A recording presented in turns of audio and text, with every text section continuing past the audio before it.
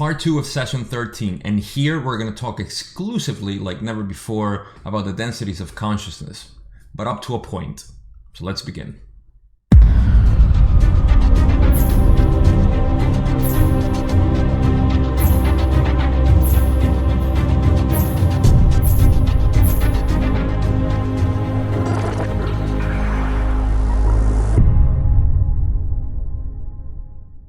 In the last video, we discussed the creation of the universe, but in this one, we're going to talk about the densities of consciousness and how the evolution through them goes through. So at the end, we're going to end up, not at the end of all the 7 densities, but we're going to stop at 4 density because that's where the session ends. And I think it's very appropriate to talk about our evolution right now into 4 density because that's where we are at this moment. So before I get ahead of myself, let's start with the first question that is relevant to this video, and it's done asking, can you tell me about this first density of planetary entities? Ra says, each step recapitulates intelligent infinity in its discovery of awareness. In a planetary environment, all begins in what you would call chaos, energy undirected and random in its infinity. Slowly, in your terms of understanding, there forms a focus of self-awareness. Thus the logos move.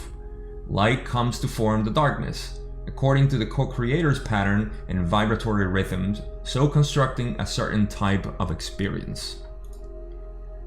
This begins with first density, which is the density of consciousness, the mineral and water life upon the planet, learning from fire and wind, the awareness of being. This is first density. Okay, so Ra is actually starting with, as he mentioned, logos, and if you remember from last video, logos means the type of arrangement of laws that are set or put forth by the, say, the star in this case. When he refers to the logos here, he's talking about the star or our sun. Now, our sun created a specific set of laws that come from the original laws that were set by the galaxy, if you remember, and of course set by the creator itself. So there is a certain tinkering by the different logos and sub-logos that actually creates this difference in planetary entities and so on. But see, like one good example of this is like, we are humans as we know ourselves, and we know there are ETs who are humanoids in form, but they're very different. You know, some of them are actually very similar to us. We've heard from insiders, from Corey Good and David Wilcock, that there are some who are actually very, very similar to us, and it's just the difference might be like me and you. We have facial differences, and you know it's very hard to see the difference. And some of them actually live here, but I'm getting really far off the scope of this video. The point is that the logos sets up those rules, and it creates, say, humans. There's nobody else in the universe like us because the star created us very specific laws of creation. So that's what he means by logos there. And then he's talking about the just the configuration of light as it starts creating the first density of consciousness, or the first density beings or entities in this case. And that we're talking about is just minerals and earth and fire and water. So those are the 4 elements, are the first entities, so to speak. So he also says that fire and wind are the ones that are teaching basically water and earth how to behave. Now to me that sounds like fire and air are telling basically how our matter as we know it it's supposed to form. And we're going to get deeper into this as we go to the next question. So that's the initiation, say, of a planet. It's all random energy, as he's saying, and then there is the logos moving to create patterns and vibrations that will create what is called the atoms that we know and the matter that exists in, you know, all the universe. And in this case, that's just the first step. Let's keep going. Then Don asks, how does the first density then progress to greater awareness? Ra says, the spiraling energy, which is the characteristic of what you call light, moves in a straight line spiral, thus giving spirals an inevitable vector upwards to a more comprehensive beingness with regards to intelligent infinity. Thus, First dimensional beingness strives towards the second density lessons of a type of awareness which includes growth rather than dissolution or random change.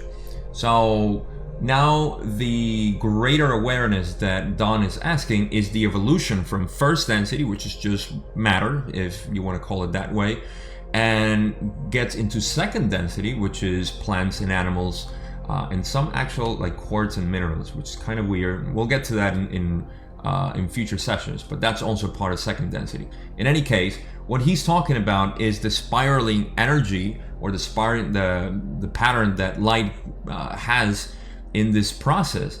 And that sounds a lot like the process of DNA. I mean, everything in the universe it seems to gravitate towards spiraling. The atoms, the movement of the binary star systems, which apparently is more than 80% of our galaxy that has a binary system.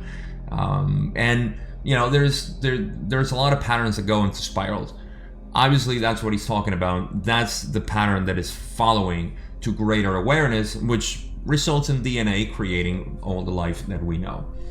Then we go into Don asking, could you define what you mean by growth? Ross says, picture, if you will, the difference between first vibrational mineral or water life and the lower second density beings which begin to move about within and upon its being. This movement is the characteristic of second density, the striving towards light and growth.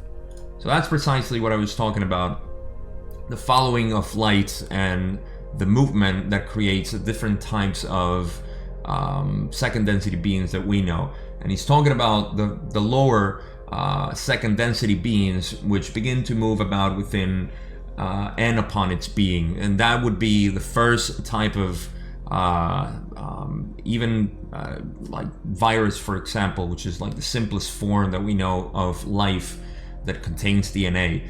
And so I mean, it gets more complex as we move up to unicellular organisms, and then pluricellular, and then we go into what we think with Darwinian evolution, that is the more complex entities that we know, you know, plants and animals and so on. So that is the part that Ra is mentioning. And then Don asks, by striving towards light, what do you mean?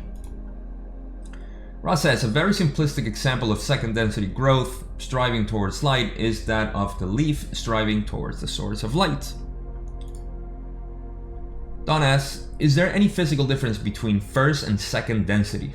For instance, if I could see both a first and second density planet side by side in my present condition, could I see both of them? Would they both be physical to me? Ra says, this is correct. All the octave of your densities would be clearly visible were not the fourth through the seven freely choosing not to be visible. All right, so the previous question that Don asked, just to finalize the seeking of light, I think it was a pretty cute example what he says about a leaf looking for the light of the sun, or just light in general. So that's basically the growth that happens through the densities of consciousness. We seek more light, and I'll give a little bit of I guess more information about how this works. We are, say us humans, let's take us right now. We humans are in capacity of absorbing so much light because of our complex beingness, say, our complex, the body, mind, spirit complex that we have. Well, that means that we cannot tolerate other types of light or information because we're programmed for this. When we ascend into fourth density, we can actually absorb more light and more information. Hence why we need to be prepared for that. Then when we ascend into fifth density, now we're able to accept even more light. And as we move up in the densities of consciousness, we kind of are being able to process more of light. And light is information. All the way up to seventh density, which is where we start absorbing basically the light of the Creator. There is no more light. There is just unity with the Creator itself. So I know I got ahead of myself in just this little part that explains how we as spiritual beings And we're going to get into how we acquire the spirit now as we move through the densities of consciousness. But we as spiritual beings need to prepare ourselves gradually to be more receptive of this light, love, light, or information, as we like to call it, from the source of the Creator. I hope that makes sense. So that is the seeking from the beginning, from the, we would say light. Light itself, energy is moving. Intelligent energy is moving towards this seeking of the Creator. From the first molecules, the atoms, even the matter, the quantum particles that exist in the universe, they are seeking these patterns where they can move and just eventually reach the Creator. So I hope really that makes sense. Let's go on to the next questions. Oh no, I'm missing.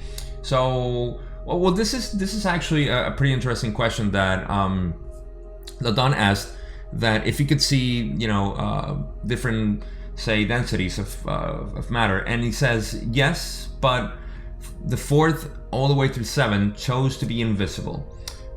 So that's kind of strange. I'm not sure why. I can have my speculation, but that's not part of the video. So that was just an interesting question that Don asked. Speaking of Don, he says, then how does the second density progress to the third? This gets interesting now. The second density strives towards the third density, which is the density of self-consciousness or self-awareness. The striving takes place through the higher second density forms who are invested by third density beings with an identity to the extent that they become self-aware mind-body complexes, thus becoming mind-body-spirit complexes, and entering third density, the first density of consciousness of spirit. Okay, so this is the process by which, say, plants and animals, through the influence of third density beings, become third density. What does that mean? And we're going to get into a better session very soon when we talk about how this happened. No spoilers. But what's happening is that a third density being is investing time and energy into a second density being, so the second density being can move in third density. Why? Because third density is the first part of our growth in the creation where there is consciousness of spirit. And this is the first level of consciousness that we know. We're self-aware in third density as we move out from the planet's consciousness, let's call it that way, and we gain our own spirit. So that's what they're talking about there. Like I said, we're going to elaborate about this more in a future session. So let's move on. And Don says, what is the density level of our planet Earth at this time? We all know this answer. Ross says, the sphere upon which you dwell is third density in its beingness of mind, body, spirit complexes. It is now in a space-time continuum, fourth density. This is causing a somewhat difficult harvest. Well, I think we have talked about this ad nauseum right now at this point. So we are a planet, a third density planet. However, we are already in fourth density vibration, which means that we are at the point where we can, if we choose to, as humanity, polarize to wherever we want to go, whether that be positive or negative. That would be your choice, and I'm just here to support my selection. So it really is a matter of us making the choice and really doing the work to polarize, because that's what the universe is waiting for.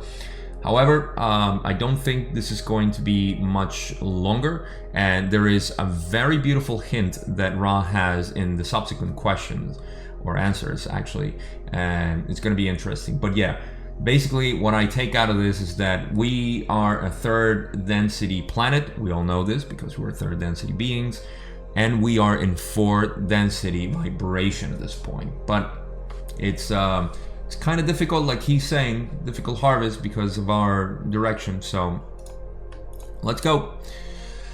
Don asks, how does a third density planet become a fourth density planet? Russ says, the fourth density is, as we have said, as regularized in its approach as the striking of a clock upon the hour. The space-time in your solar system has enabled this planetary sphere to spiral into space-time of a different vibrational configuration. Whoa. So basically what he's saying is that 4 density is kind of it's inevitable. Let's put it that way. I feel like there is a time of preparation, which, you know, could be from the beginning of the cycle all the way to the end, but there is a limit, and that's why he's saying that its approach, 4 density approach, it's like the striking of a clock upon the hour, meaning that nothing stops it. Nothing can prevent it. We can only contribute to it in our transition to it, but we cannot stop it. And he's saying also the space-time of your solar system has enabled the planetary sphere to spiral into space-time of different vibrational configuration, which is that, it's 4 density. So we are in basically an obsolete 3rd density sphere right now, and 4 density, the 4 density sphere, which we can speculate a little bit, with maybe in the atmosphere and not so much in this part of the planet, the solid, the crust itself where we live. And it kind of makes sense, but I don't want to speculate much there because it's not that relevant to the video. But it's a 4 density sphere that is already being created by the spiraling of the space-time continuum that we are right now in the solar system, namely the place in the galaxy that we are traversing right now. So that's been activated. 4 density spheres there. And yeah, I'm not going to speculate more because I can probably talk about this for a long time. Last question. Oh, no, there's more about this. This causes the planetary sphere to be able to be molded by these new distortions. However, the thought forms of your people during this transition period are such that the mind-body-spirit complexes of both individual and societies are scattered throughout the spectrum instead of becoming able to grasp the needle, shall we say, and point the compass in one direction. Okay. I really forgot that there was more about this question, and well, basically everything that I was just saying, you know, that we are not in congruency with the planet's vibration, and that's why we're causing this I would call upheaval, you know, of not only the planet itself, which is manifesting right now in 2020 tremendously, physically, geologically, but also our minds are kind of scattered in the direction that we want to go. And I love that he makes the analogy of the compass, like move the needle one place, one direction. It's like that needle is going everywhere, and it's just going, you know, haywire there. So that's what Ra is saying basically in this part. There's one more part of this question. I'm sorry, I apologize for that. And the last part that he's saying, answering this question, is thus the entry into the vibration of love, sometimes called by your people the vibration of understanding, is not effective with your present societal complex. Thus the harvest shall be such that many will repeat the 3rd density cycle. The energies of your wanderers, your teachers, and your adepts at this time are all bent upon increasing the harvest. However, there are few to harvest. This is what we have been talking about for quite some time, and is that we are not ready for ascension, which means that a lot of people are going to repeat. I will throw myself into that pack of people that are going to repeat.